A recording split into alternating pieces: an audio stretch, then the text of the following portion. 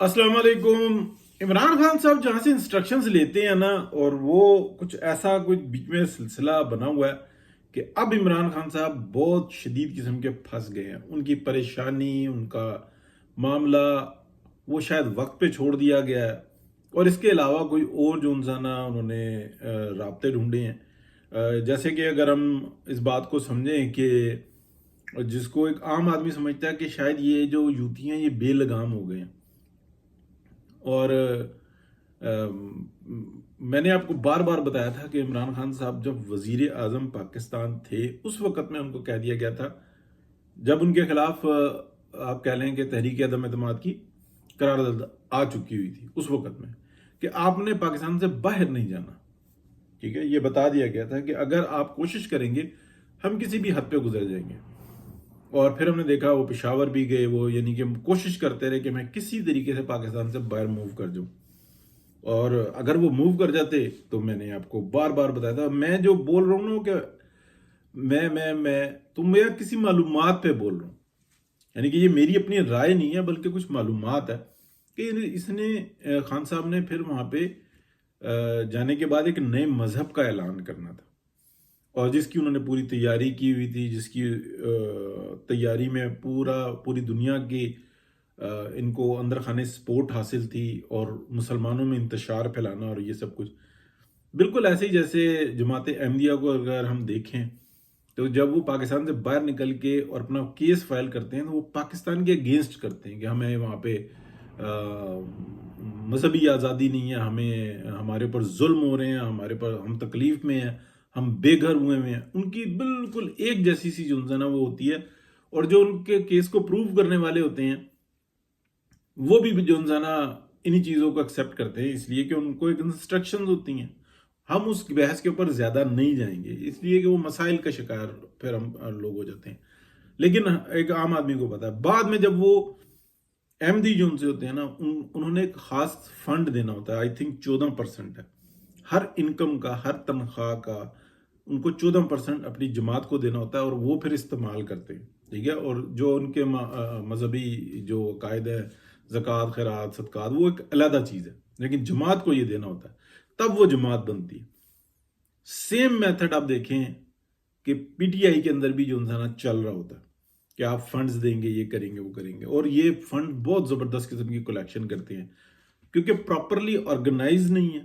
तो इस वक्त तक आप समझ लें कि उस ऑर्गेनाइजेशन को ना एक खास हद तक, यानी कि अमेरिका, कनाडा, बरतानिया, यहाँ के जो बड़े यूथी हैं ना, वो जरूर जो है ना फंड देते हैं, महाना फंड देते हैं, और उस तरीके की तरगीब दी जाती है। सेम मेथड जो बनाकर दिया गया था ना, वो एमक्यूएम को दिया गया था, फंड्स की कलेक्शन कैसे करनी है। ये मेन जो था ना, पीटीआई को भी देखें, जमात अहमदिया को देखें, तो ये सारा ऐसा चल रहा होता।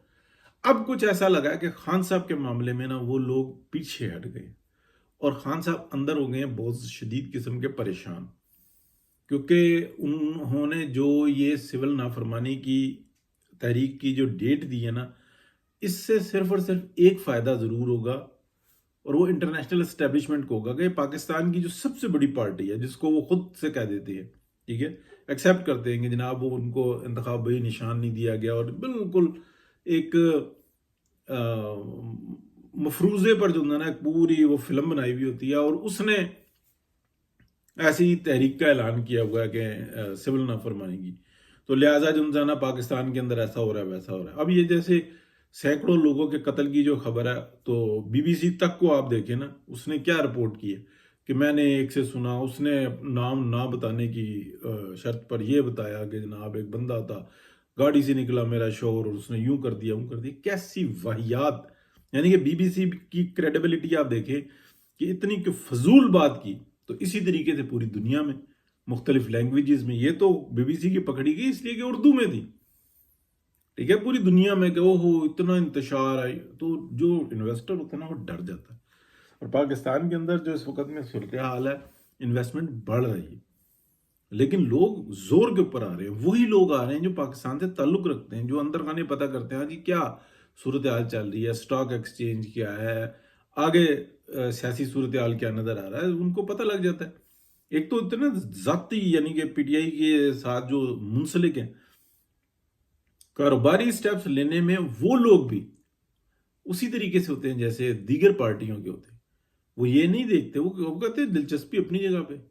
लेकिन जैसे मैं आपको एक मिसाल देता हूँ, ये जो हमारा एक सहाफ़ी है, क्या नाम है इसका, बड़ा रज गई बेगैरत आदमी है, हसन निसार।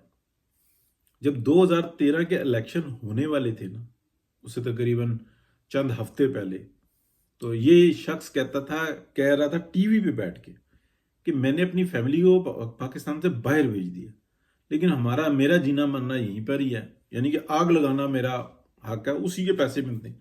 और अब मुझे पता है, मैंने उनको कह दिया कि पाकिस्तान की तरफ मुड़कर भी नहीं देखना, यहाँ पे सब बस आग ही आग है, लूट मार है। ये हसन निसार टीवी पे बैठ के ये बदबख्त शख्स कह रहा है। और जैसे ही मियां नवाज शरीफ ने इलेक्शन विन किया, फौरी उस शख्स ने, लानती ने, बदकिरदार शख्स ने कहा कि अपनी फैमिली को कि फौरन वापस आओ। अब तो पाकिस्तान के अंदर बेहतरीन कारोबार चलेगा, क्योंकि मियां नवाज शरीफ जो था वो वज़ीर आज़म बन गया, PMLN ने इक़्तिदार संभाल लिए और छलांग मारी, अपना पाकिस्तान में आ गए। लेकिन वो बदबख्त उसी तरीके से पाकिस्तान को आग लगाता रहा, हर रोज फितना, फसाद, झूठ और जियो पे बैठ के। ये तो इन लोगों के किरदार है। तो आप ये समझें कि जो उसका जो फैसला था ना हसन निसार का, वो हकीकत पर मबनी था।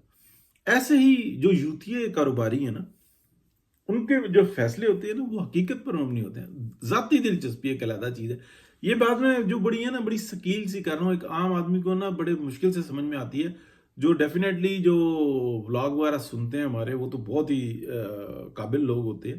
तो ये चक्कर है। और अब जो है ना, शायद कुछ जगह पे ऐसा फैसला कर लिया गया है, इसलिए कि चाइनीज भी ये बात जानते हैं, मैं चलो खुल के बात कर रहा हूँ, चाइनीज भी ये बात जानते हैं कि अगर ये जो आग जो मिडिल ईस्ट में लगी हुई है, ये पाकिस्तान में घुसती है, तो ये हमारे बॉर्डर पे आग लगेगी, हमारा सी पैक मुतासर होगा, हमारे लिए ये रास्ता पाकिस्तान, जो चाइना की जो रकबे के हिसाब से 60% जो उनकी का रकबा है ना, उसकी ट्रेड नहीं हो सकती, इसलिए कि बीच में सराय गोभी है।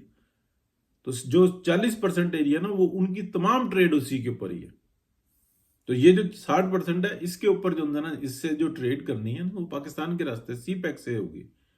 ये कुदरती तौर पे रास्ता है, ये इस जगह का रास्ता है, ठीक है, गर्म पानी के साथ मुंसलिक होना। और फिर ये जो वन बेल्ट वन रोड का जो मंसूबा है, पाकिस्तान से जो ट्रेन का निज़ाम है, जो उससे भी सस्ता है, ईरान, तुर्की और फिर पूरे यूरोप में, ठीक है। तो ये सारा मंसूबा जो था ना, ये दरम बरम हो जाएगा अगर पाकिस्तान में ही आ जाती है। इसलिए फाइट बहुत ज़बरदस्त है। तो खान साहब का मक्कू ठपना जो था ना, बहुत ज़रूरी है। मक्कू ठपने से मुराद ये नहीं कि वो बेचारा जहनी तौर पे तो मफलूज है, बस उसको एक उसमें काबिलियत है कि जो उसको मैसेज आता है ना, उसके ऊपर वो बहुत अच्छा अमल दरामद करता है। वो एक ऑन कर लेता है कि हाँ, ये जो दारिया लिखा है ये मैंने लिखा है, ठीक है ना, वो ये जो बयानिया बनाया ये मैंने बनाया। हालांकि वो बयानिया बनाने के काबिल ही नहीं। उसको आप 1 घंटे के लिए बिठाए ना टीवी प्रोग्राम में, वो आपको अपना कच्चा चट्टा खोल के दिखा देगा। मेरे जैसा बंदा ये कहता है कि जब काजी फायज ईसा के पास टाइम था ना, सुप्रीम कोर्ट ऑफ पाकिस्तान के चीफ जस्टिस थे, उनको चाहिए था कि राइट्स उसको देते कि हर रोज सुबह के वक्त 3 घंटे वो लाइव प्रोग्राम करेगा और इंटरव्यू करेगा, एक के बाद एक जो ना लगाएं, इसका सारा तिलिस्म जो ना 40 दिन में बाहर आ जाएगा। पल्ले इसके कुछ नहीं है, ये कुछ भी नहीं कर सकता, लेकिन इसका एक परसेप्शन ऐसा बनाया हुआ। ये तो वो शख्स है कि कोई से फैमिली मुलाकात के लिए जाती है, ये उसकी बीवी को देख रहा होता है ऊपर से नीचे तक, बेटी को देख रहा होता है, उसकी बहन को देख रहा होता है। ये किसी के घर में जाए तो ये वहां पे वारदात डालने के चक्कर में होता है, लोग इसको घर में नहीं बुलाते। ये इतना बदबख्त आदमी है। इसके जो इर्द गिर्द जो पाई जाती हैं, वो सब आइटमें ही हैं। कोई शरीफ फैमिली इसके नजदीक नहीं जाती, लेकिन फिर भी ये जाल डाल के लोगों को काबू करने का इतना फन है, इसलिए कि बेहिस आदमी है। जब आप में से इंसानों वाली हिस्स खत्म हो जाए तो फिर यही होता है। तो ये है जी। तो खान साहब का कोई मतलब राब्ता जो है ना, डिस्कनेक्ट लग रहा है। बाकी इंशाल्लाह फिर बाद में बात करेंगे। अल्लाह।